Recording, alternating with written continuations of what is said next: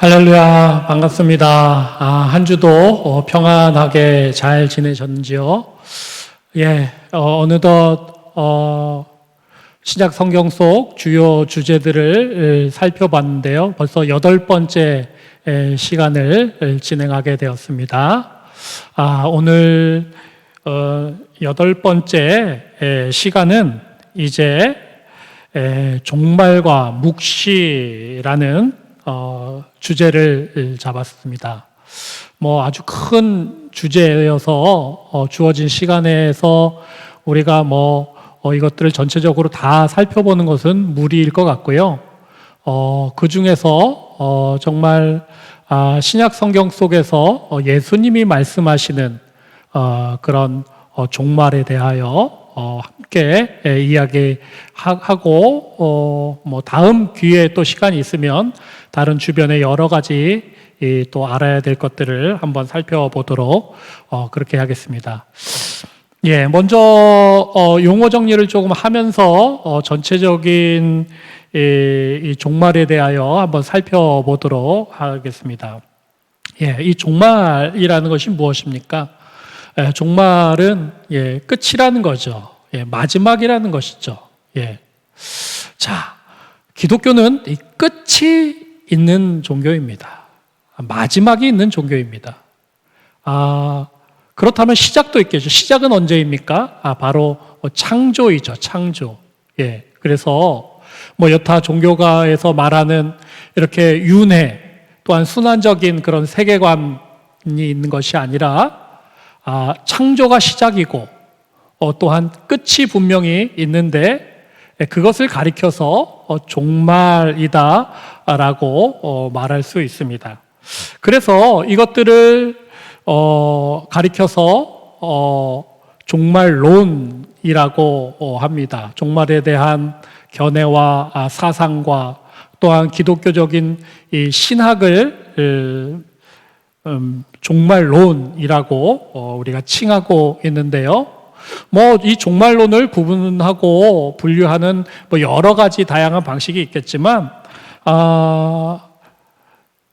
일반적인 종말론, 그리고 개인적인 종말론으로 크게 분류를 한번 해볼 수 있겠습니까? 자, 개인적인 종말론은 무엇입니까? 이 개인적인 것이죠. 한 사람의 시작과 또한 이제 끝에 대하여 이야기하는 것이 바로 개인적인 한 개인의 종말론이다라고 할 수 있습니다. 이것을 우리가 일반적으로 세상 사람들도 다른 종교에서 우리는 내세다라고 또한 이야기하고 그렇게 생각하고 있습니다. 이 무엇입니까? 현세가 아닌 내세를 믿는 것이죠. 그리고 그 내세가 이 말뜻과 같이 이제 다가오고 오고 있는 그러한 또 다른 세상이다라고 할 수 있겠습니다.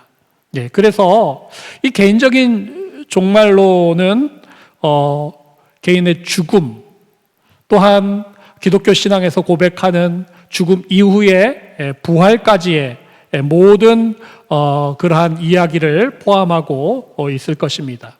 또한 이 내세를 이야기하고 죽음을 얘기한다면 빠지지 않는 것이 있죠. 그것은 무엇입니까? 천국과 지옥입니다. 천국과 지옥. 그래서 이 천국과 지옥은 성경에서나 신학적으로나 정말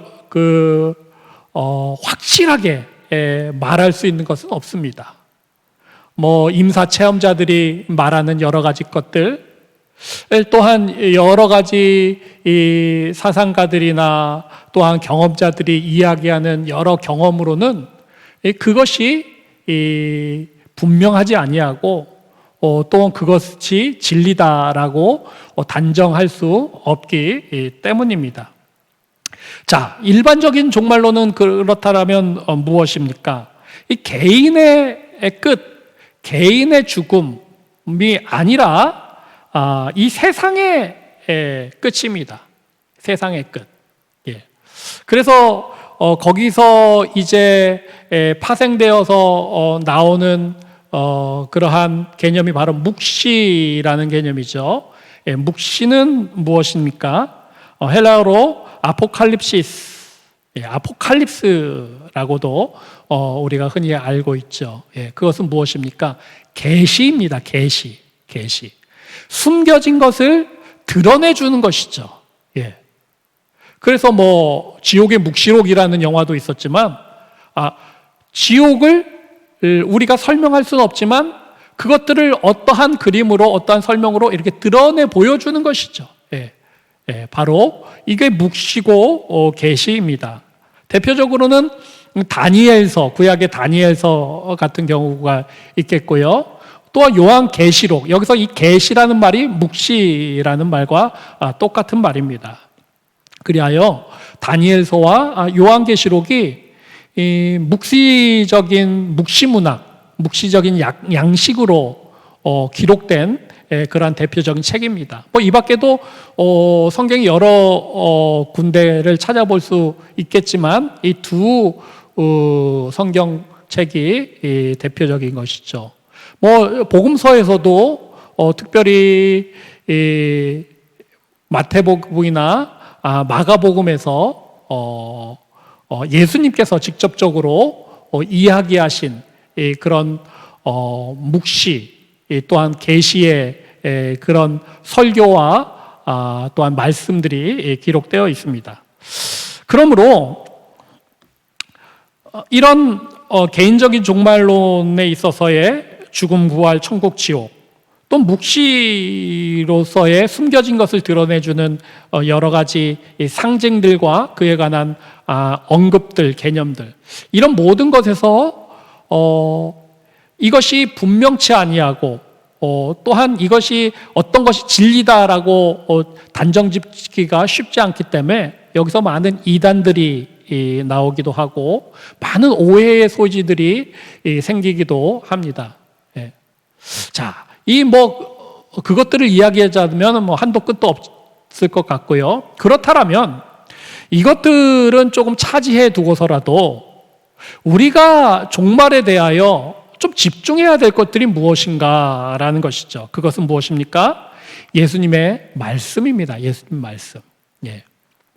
예수님이 분명히 모호하지 아니하고 상징이 많이 섞이지 아니하여서 예수님이 직접적으로 언급하시고 말씀하신 그러한 묵시의 말씀들, 계시의 말씀들, 또한 죽음과 부활과 또한 천국에 대하여 말씀하신 그러한 말씀들이 분명히 있다라는 것입니다. 그것들을 오늘 우리가 주제가 신약 성경이니까 예수님의 말씀을 위주로 종말을 한번 풀어봐 가도록 그렇게 하겠습니다. 자, 그렇다면 이런 예수님의 말씀 속에서 우리가 종말을 생각할 때에 가장 우리가 확실히 붙들어야 될 그러한 단어가 무엇입니까? 그런 개념이 무엇입니까? 그것은 바로 하나님의 나라에 대한 개념입니다. 하나님의 나라. 이 하나님의 나라는 종말을 떠나서 어떻게 보면 예수님께서 말씀하시고 선포하시고 가르치신 그런 총체적인 개념이다라고 할 수 있습니다. 모든 것들이 이 하나님의 나라에 집중되어 있다라는 것을 우리가 알 수 있습니다.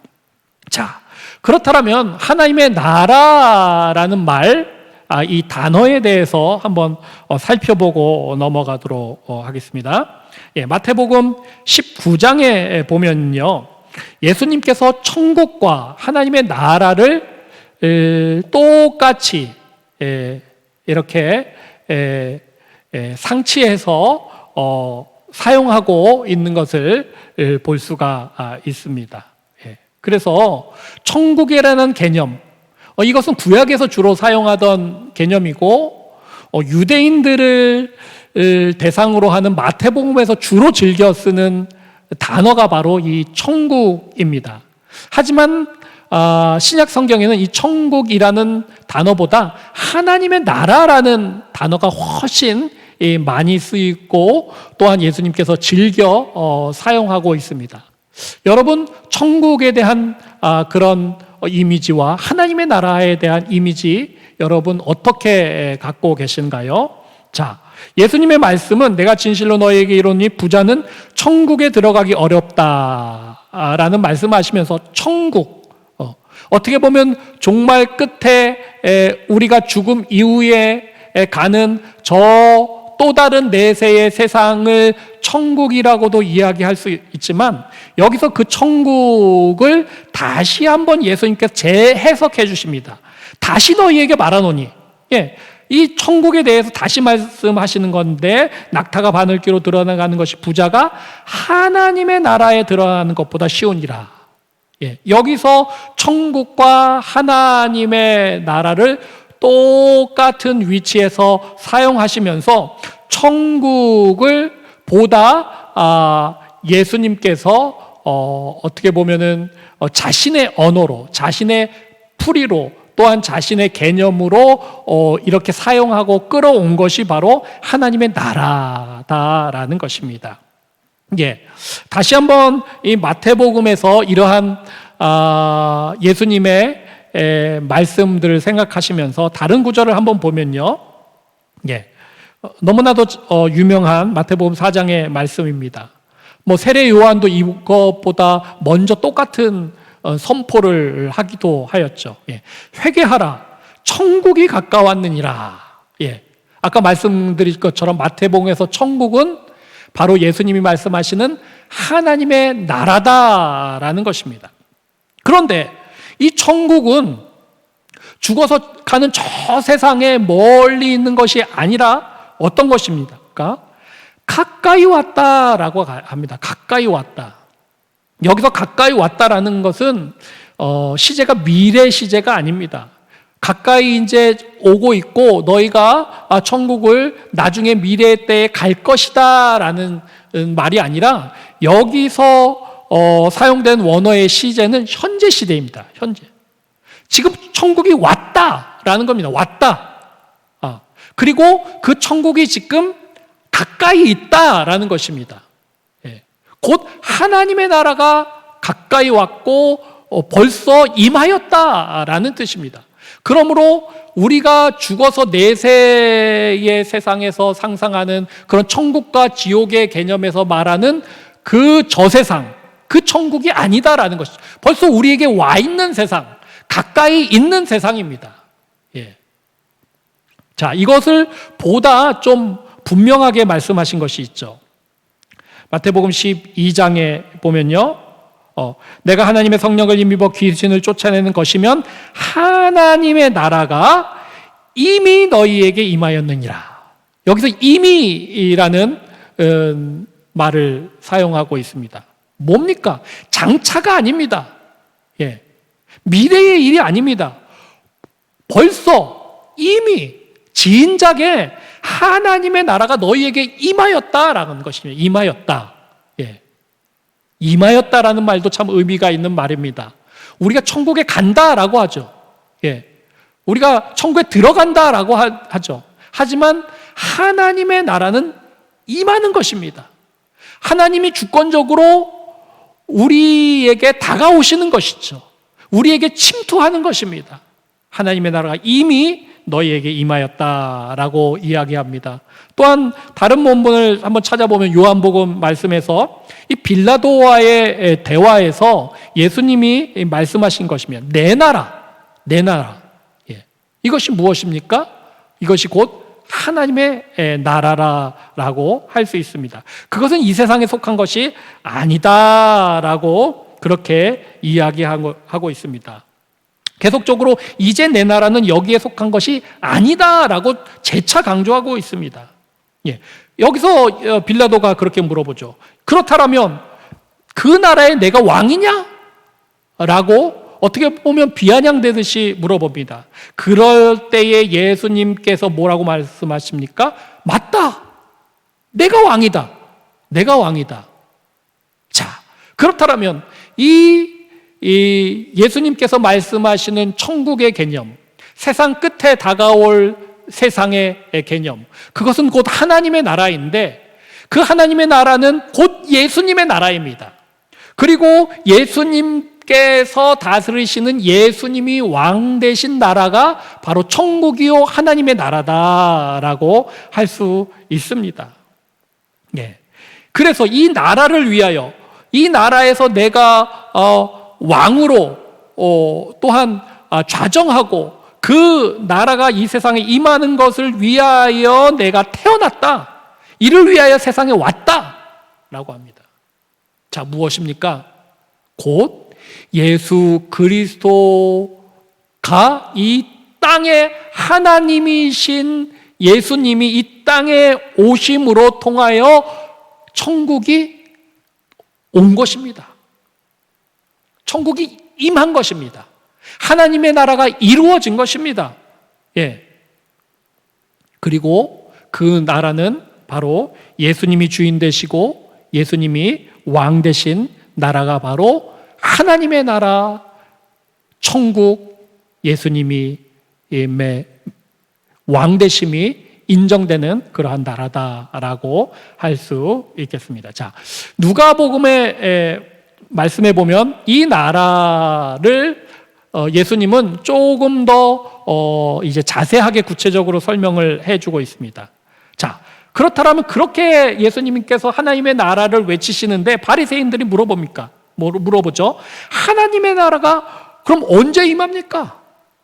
예, 아까 바로 전에도 말씀했는데 이것을 알지 못하고 이게 그렇다면 우리가 죽어서 가는 것도 아니고 또한 종말이 언제 임하는 것인지, 그때가 언제인지 물어봅니다. 그때에 다시 한번 재차 설명하는 것이 이 말씀입니다. 하나님의 나라는 너희가 볼 수 있게, 어떻게 이렇게 보이는 이 세상, 잡히는 이 세상이 아니라 볼 수 있게 임하는 것이 아니다라는 것입니다.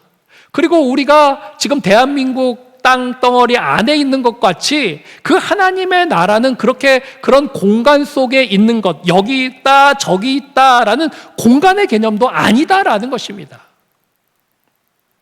그러면서 하나님의 나라는 너희 안에 있다라고 그렇게 말씀하고 있습니다. 자, 예수님의 하나님의 나라에 대한 개념들, 또한 예수님의 말씀들, 자, 그것이 지금까지 몇 가지 말씀드렸는데 지금 잘 따라오고 계시겠죠. 자, 하나님의 나라는 바로 예수님이 이 땅에 오시면서 시작된 나라입니다. 임한 나라입니다. 예. 벌써 진작에 시작된 나라이고 그것이 바로 예수님이 왕 되신 하나님의 나라의 시작인데, 그 시작된 하나님의 나라는 어디를 예수님 따라서 어느 다른 공간으로 가야지 되는 것이 아니라 우리 안에서 먼저 이루어지는 것이다 라는 것이죠. 우리의 마음 속에서, 우리의 전 인격 속에서, 우리의 영혼 속에서, 또한 우리의 모든 생각과 의지와 결단 속에서 하나님의 나라가 이 안에서 먼저 임하여지게 되는 것이다 라고 우리가 예수님의 말씀을 이해할 수 있습니다. 자, 그렇다면 조금 더 이제 한 단계 더 우리가 들어가서 살펴보면요, 주기도문입니다. 주기도문. 예수님께서 이렇게 기도하라라고 말씀하신 주님의 기도입니다. 자, 당신의 이름이 거룩히 여김을 받으시오며, 여기서 나라가 나오죠. 당신의 나라가 임하옵시며. 여기 당신의 나라가 이게 우리가 기도하는 기도이기 때문에 당신의 나라가 누구입니까? 하나님의 나라죠. 예수님의 나라죠. 예. 하나님의 나라, 예수님의 나라가 임하옵시며.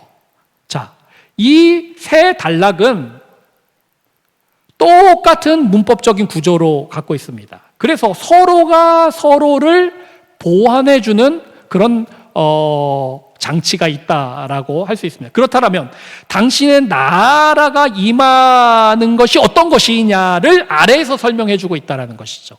예. 자, 당신의 나라가 임하는 것은, 이 바리새인이 질문할 때 언제 임하느냐, 어떻게 임하느냐, 어디에서 임하느냐 궁금하죠. 자, 그렇다면 당신의 나라가 임하는 것들이 어떻게 되느냐? 바로 그 아래 당신의 뜻이 이루어지이다. 하늘에서와 같이 땅에서도. 예, 이 원문의 순서인데요. 하늘에서와 같이 땅에서도 이루어진 것 같이 당신의 뜻이 이루어지길 원합니다. 라고 기도하는 것이 주의 기도 아닙니까? 예. 자, 그렇다면 하나님의 나라가 임하는 것은 하나님의 뜻, 예수님의 뜻이 지금 하늘에서도 지금 이루어진 것 같이 이 땅에서도 이루어진다라면 그것이 하나님의 나라가 임하는 것이다 라고 우리는 알 수 있습니다. 자, 그렇다면은 이것을 한마디로 말하면 무엇입니까? 네, 하나님의 나라는 하나님이 다스리시고 하나님이 통치하시는 나라입니다. 예.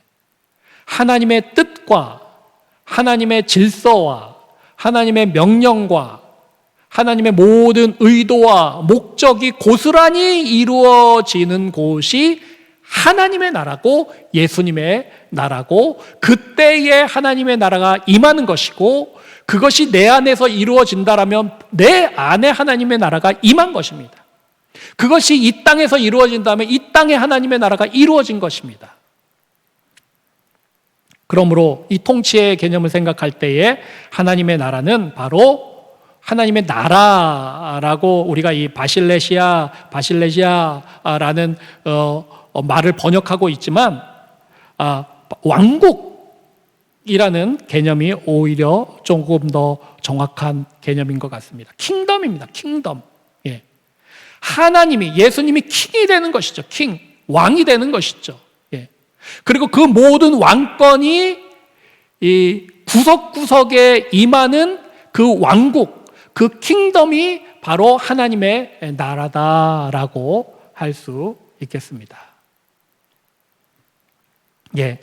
자, 그렇다면 이제 예수님께서 비유로 하나님의 나라를 많이 풀어주셨죠. 마태복음 13장이 대표적인 것인데요. 예수님의 비유는 모든 것이 하나님의 나라를 향하고 있다라고 생각해도 과언이 아닙니다. 우리가 예수님의 몇 가지 비유를 통하여 자, 그렇다면 그 하나님의 나라는 어떠한 특징이 있고 또 어떠한 성질이 있으며 어떻게 이루어질까라는 것들을 우리가 찾아볼 수 있겠습니다. 마태복음 13장 30절에 있는 말씀입니다. 자, 이 말씀이 무엇입니까? 예, 알곡과 가라지의 비유입니다. 알곡과 가라지의 비유. 예. 알곡과 가라지의 비유는 하나님의 나라의 비유입니다. 여기에 여러 가지 이 개념들을 덧붙여서 우리가 이야기하기도 하지만 이 하나님의 나라를 비껴나서 다른 것을 이야기한다라면 이 알곡과 가라지의 비유를 다르게 해석하는 것입니다. 예, 이 중심은 바로 하나님의 나라에 있다라고 할 수 있습니다. 자, 둘 다 추수 때까지 함께 자라게, 알곡과 가라지를 둘 다 추수 때까지 함께 자라게 두라라고 하는 것입니다. 추수 때에, 이 추수 때가 무엇입니까? 이것이 종말입니다. 이것이 심판의 때입니다. 예. 자, 그런데 이 추수 때에 내가 추수꾼에게 말하기를 가라지는 먼저 거두어 불사르게 단으로 묶고 곡식은 모아 내고 간, 하나님의 심판과 하나님의 심판대에서 이루어지는 판결이 임하는 그러한 종말과 심판의 때입니다. 그런데 그 하나님의 나라는 그런 때뿐만이 아니라, 자, 하나님의 나라는 둘 다 추수 때까지 함께 자라게 두라라고 하는 개념까지 포함되어 있는 것입니다. 자, 여기서 우리가 하나님의 나라에서 살펴볼 수 있는 것은 무엇입니까? 하나님의 나라는 이미 시작되었어요. 이미 도래하였습니다. 이미 가까이 임하였습니다. 그런데 하나님의 나라는 임하였지만 예수님이 다시 오셔서 그때에 이루어지는 종말과 심판은 지금 어떻게 보면은 연기되어 있는 것뿐입니다. 예. 그러므로 하나님의 나라는 우리가 여기서 언급하는 종말과 심판에 대하여 포커스를 두고 그것이 언제인가, 그때가 언제인가, 그곳은 또 어디인가 라는 것에 집중할 수 있지만, 그것은 어떻게 보면 시작된 하나님의 나라에서 그 하나님의 나라가 완성되어질 때에, 그때에 따라오는, 나타나는 그러한 현상과 일이다라고 할 수 있습니다. 그러므로 종말과 심판의 한 점이 이게 하나님의 나라가 아니다라는 것이죠. 이것이 천국이 아니다라는 것이죠. 예. 어떻게 보면 그보다 훨씬 넓은 예수 그리스도의 오심을 통하여 시작된 하나님의 나라가 벌써 시작되었는데, 그 하나님의 나라가 지금 계속적으로 완성되어져 가는데, 그 끝이 어디냐라면은 예수님의 재림을 통한 종말과 심판에서 끝이 나고 완성이 된다. 이것 전체가 다 하나님의 나라다라고 할 수 있습니다. 자, 하나님의 이런 나라의 개념을 다시 한번 조금 더 우리가 이해할 수 있는 그런 비유가 있죠. 그것이 무엇이냐면은 겨자씨의 비유, 그 다음에 누룩의 비유입니다. 여기서 우리가 알 수 있는 하나님의 나라는 앞에서 설명한 것 같이 점점점 이루어지는 하나님의 나라입니다.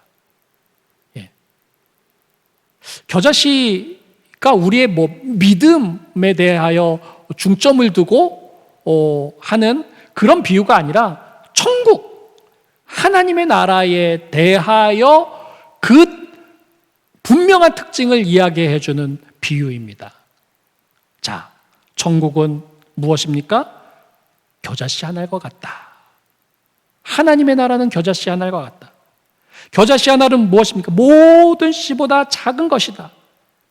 그러나 이것이 점점점 자라게 되고 크게 되고, 이것이 이 풀이 되고 나무가 되고 가지가 뻗어나고 열매가 나타나고, 마지막엔 공중의 새들이 와서 그 가지에 깃드는 큰 겨자 나무가 되는 것입니다. 이렇게 하나님의 나라는 이런 완성된 하나의 그림이 아니다라는 것입니다. 하나님의 나라는 여러분 만화를 그릴 때 어떻게 그리죠? 그림 한 장으로 딱 보여지지 않죠. 그 그림이 계속적으로 막 움직이려면 여러 만화의 그림을 조금씩 그 움직임에 맞게 그려야 합니다. 그래서 샥 넘길 때, 필름이 샥 지나갈 때 그것이 움직이고 역동적이 되는 것이죠. 하나님의 나라는 이렇게 움직이는 것, 지금 시작하여서 계속적으로 역동적으로 살아있는 것, 점진적으로 커져가는 것, 이것이 바로 하나님의 나라다라는 것입니다. 똑같은 비유가 누룩의 비유입니다. 자, 밀가루 속에 작은 누룩을 넣었더니 그 누룩이 그 밀가루를 부풀어서 크게 만드는 것, 그것이 바로 하나님의 나라가 가진 어떻게 보면 전형적인 특징이다라고 할 수 있겠습니다. 자, 여러 가지로 설명을 드렸는데요. 이것을 조금 이제 정리를 하고 다시 한번 풀어드리고 마치도록 하겠습니다. 예수 그리스도를 통하여 하나님의 나라가 이미 왔습니다. 예수님이 이 땅에 오실 때 하나님의 나라는 시작된 것입니다. 하나님 자신이 그 하늘을 버리고 이 땅에 예수 그리스도로 오셨을 그 일이 바로 하나님의 나라가 시작된 것입니다. 이것을 신학적인 말로 하나님의 나라의 현재적인 도래다라고 할 수 있습니다. 그러므로 하나님의 나라는 지금입니다. 지금도 이루어지는 것이 하나님의 나라입니다. 이제 첫 번째 예수님께서 오셨는데 마지막에 예수님이 다시 한번 오시죠. 그것이 예수님의 재림이다라고 할 수 있습니다. 우리는 너무 이 재림에만 연연하고 이 재림에 나타나는 현상만 궁금해하고 그것에만 집중할 때에 많은 오해가 생기는 것입니다.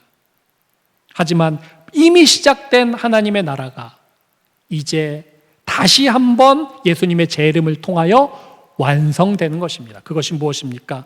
미래적인 완성이다라고 할 수 있습니다. 그래서 하나님의 나라는 예수 그리스도를 통해서 이 땅에 시작되었죠. 지금도 계속적으로 진행되고 있습니다. 누리고 커지는 것 같이, 겨자씨가 자라는 것 같이 미래의 어느 시간에 알지는 못하지만 예수님께서 다시 똑같이 하늘로 간 것처럼 똑같이 재림하실 것입니다. 그때의 하나님의 나라는 비로소 퍼펙트해지는 것이죠. 완전해지는 것입니다. 그러므로 우리는 어디 있습니까? 요 중간에 있죠. 중간에 있습니다. 그러므로 이미 도래된 하나님의 나라를 우리는 충분히 누리면서 향유하면서 그 하나님과 예수님의 왕권 안에서 우리는 살아가고 있을 수 있습니다. 그것이 하나님의 나라를 우리가 경험하면서 사는 것이죠. 하나님의 통치, 하나님의 왕권, 그것이 우리 가운데 임하여질 때 그 하나님의 나라가 이미 이루어진 것입니다. 그렇지만 미래적으로 완성의 때는 아직 오지는 않았다. 하지만 점점점 다가오고 있다라고 할 수 있겠습니다. 그러므로 하나님의 나라는 계속적으로 미래적인 완성을 향하여 나아가고 있습니다. 예수님이 다시 오실 그 재림의 시간이 점점 가까워오고 있는 것처럼 하나님의 나라는 점점 완성되어져 가고 커져나가고 더욱더 분명해져 나갈 것입니다. 이것을 가리켜서 여러분 많이 들어보셨을 것입니다. 신학적인 용어인데요. 바로 이미와 아직의 긴장 가운데 있다라고 이야기합니다. 이미 예수님께서 말을 이미 임하였느니라. 하지만 아직은 다가 아니다라는 것입니다. 아직은 끝이 아니다라는 것입니다. 시작은 되었지만 아직 완성되진 않았다라고 하는 것입니다. 참 그것이 애매하네요 라고 고개를 갸우뚱하실 수 있는 부분도 있습니다.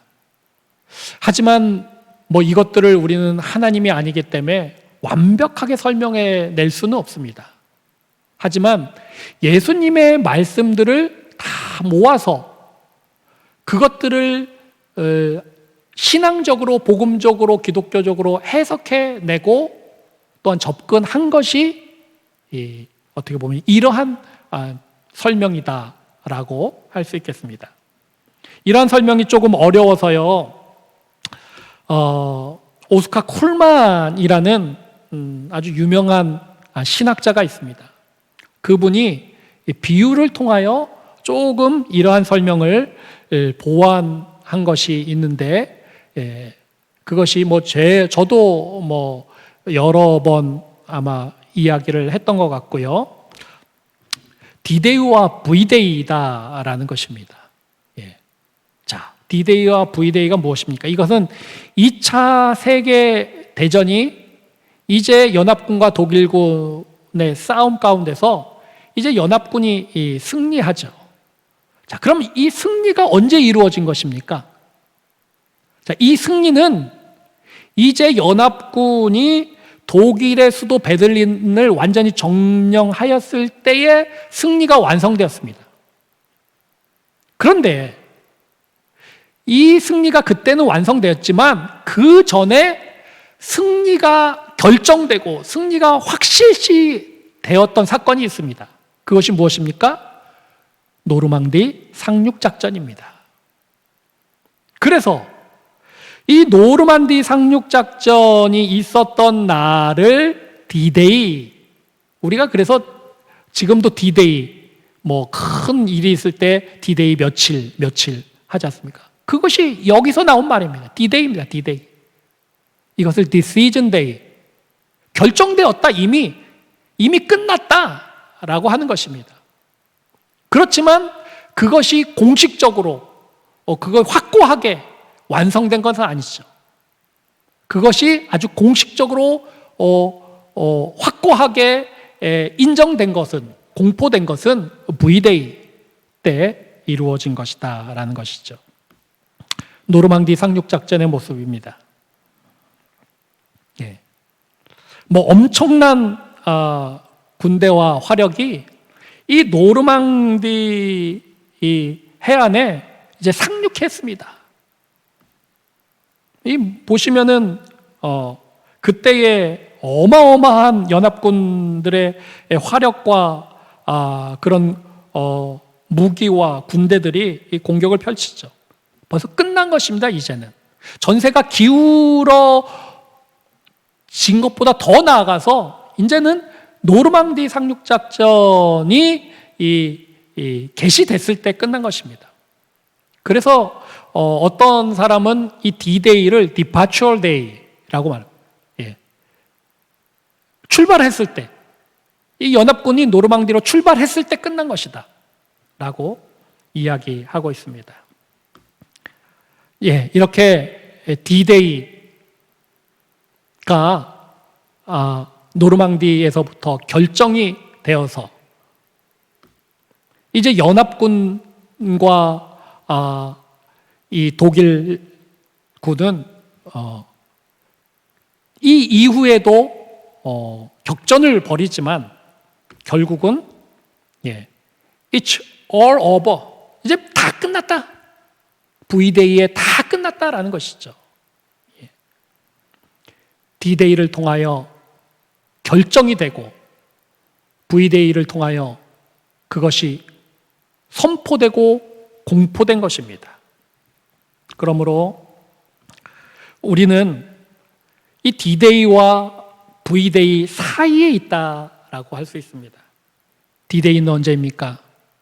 예수 그리스도가 이 땅 가운데 오셨을 때 하나님의 나라가 벌써 시작되었어요. 그리고 예수님이 다시 오실 때 그것은 공식적으로 완성되고 그 하나님의 나라가 완전하게 이루어질 수 있는 것입니다. 우리는 예수 그리스도의 처음 오심과 예수 그리스도의 다시 오심 사이를 살고 있습니다. 아직까지 예수 그리스도의 나라, 하나님의 나라가 시작됐지만 점점점 익어가고 확장되어가고 커져나가는데 이게 얼마만큼인지는 우리는 알 수 없습니다. 아직까지 완성은 되지 아니하고 아직까지 공식적으로 그 예수 그리스도의 하나님의 나라가 퍼펙트하게 완전히 이루어진 것이 아닙니다.